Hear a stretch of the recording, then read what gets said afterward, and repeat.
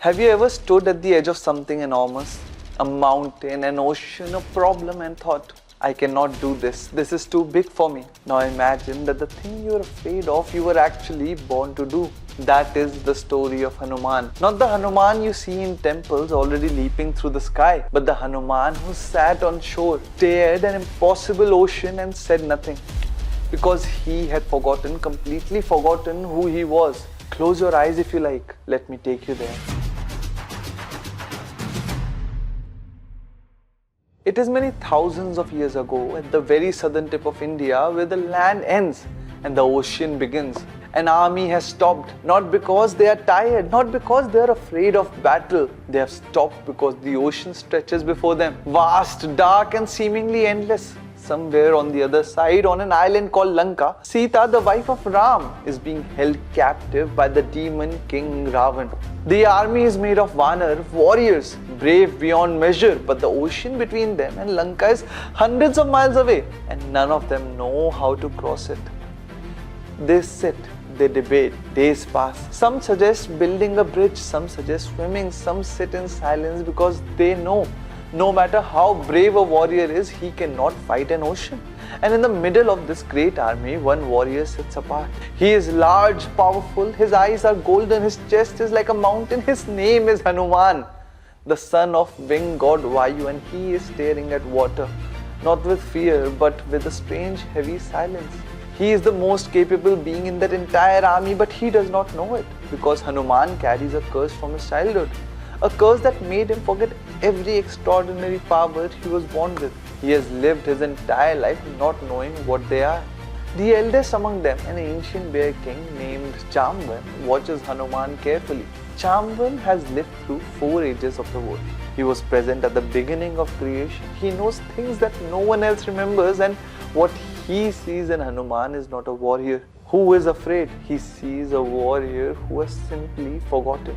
So Jambavan walks to Hanuman, sits beside him, and the softest voice, the voice of someone who is not giving a command but returning something that was always yours.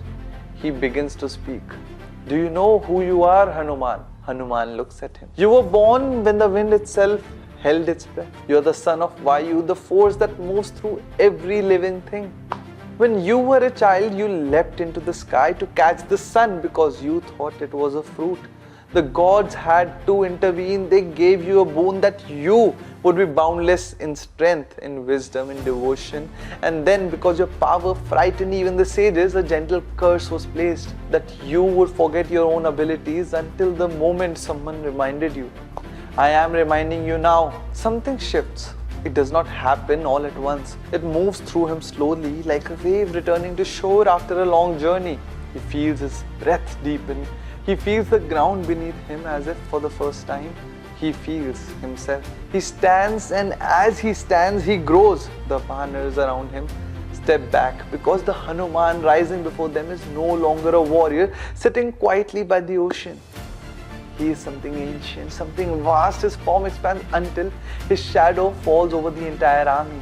His eyes are like twin suns. His tail rises behind him like a mountain range. He looks at the ocean, and for the first time he smiles.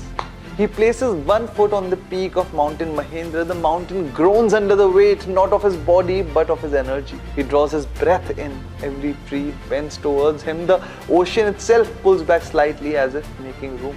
And he leaps. The sound of his leap is like thunderbirds scatter for 100 miles. The ocean parts where his shadow falls. The Vanars below watch in silence, then erupt because they have just witnessed something that cannot be taught, something that can only be remembered. High above the ocean, 3 tests await Hanuman. The first, a golden mountain named Menka, rises from the depths offering him rest. You have been flying long, it says. Stop here, rest. Hanuman touches the mountain gently in acknowledgement, in gratitude, and does not stop. He has a purpose. Rest can come after.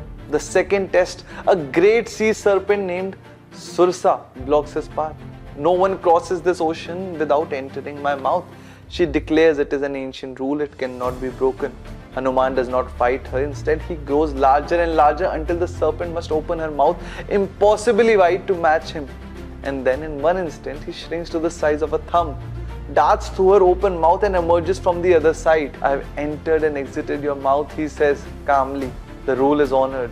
The serpent smiles. She was only ever a test, and he had passed it not with force but with intelligence. The third, a shadow-catching demon named Simhika, who drags creatures to their death by gripping their reflection in the water. Hanuman feels himself being pulled downward. He does not panic. He shrinks again, small and fast, breaks free and continues. And then land. The dark shores of Lanka rise before him.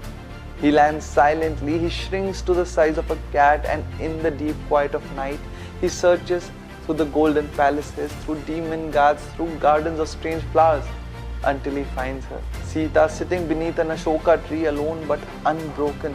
He shows her Ram's rings. She weeps, not from sadness but from the knowledge that she has not been forgotten. The mission is complete. The ocean was crossed. The impossible was done.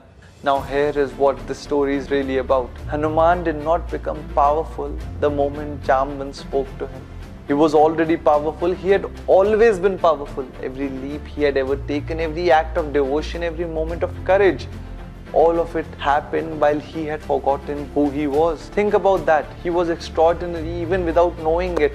The powers were always there. They simply needed to be seen by someone who loved him enough to hold a mirror. In Sanskrit, there is a concept called Swarup, meaning the true form or essential nature of a being.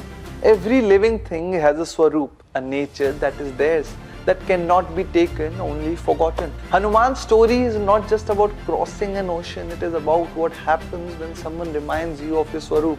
Jambavan was not Hanuman's teacher, he was a mirror. And consider what Hanuman did with that reminder. He did not hesitate, he did not ask for proof, he did not say, "What if I fall?" He simply stood up and left, because the leap was never about the ocean. It was about the decision to believe in one quiet moment that the voice saying, "You are more than you think," might actually be telling the truth. So the next time you stand at the edge of something that feels too large, a difficult day, a new beginning, something that asks more of you than you think you have, don't look for more strength. Look for Jambavan, the person who already sees what you have forgotten. And if you can't find them tonight, let this story be the reminder.